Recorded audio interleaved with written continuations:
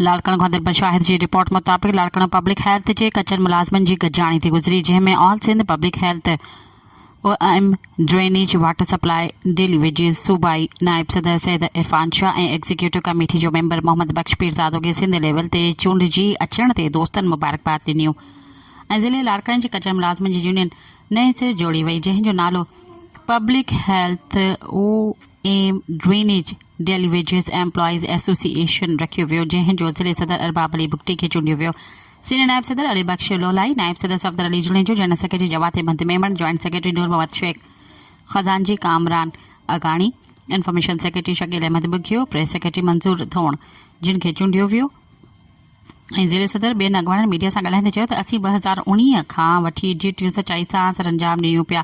असीं 7 सालनि खां वठी कचा आहियूं। असीं मोहतरम बिलावल भुट्टो साहिब, मोहतरमा फरियल टालपुर साहिबा, वज़ीर आला सिंध सैयद मुराद अली शाह ऐं लाॻापियल ॿियनि इदारनि खे अपील था कयूं त असां पब्लिक हेल्थ जे डेली वेजिस मुलाज़मनि खे पको कयो वञे। असांजूं उमिरूं बि वधी वियूं आहिनि। असां कंहिं इदारे में अप्लाई बि नथा करे सघूं। असांखे पको कयो वञे त जीअं असीं पंहिंजे बचड़नि जो मुस्तक़बिल संवारे सघूं। असां मुलाज़मनि जूं पघारूं कटियूं थियूं वञनि। असांखे पघारूं 3-4 महीननि खां पोइ ॾिनियूं थियूं वञनि। असां मुलाज़मनि खे हर महीने पघार ॾिनी वञे ऐं असांखे रिन्यू ऑर्डर भी कोन था ॾिना वञनि। असां पब्लिक हेल्थ लाड़कण जे कचर मुलाज़मनि जा जाइज़ मसला हल कया वञनि।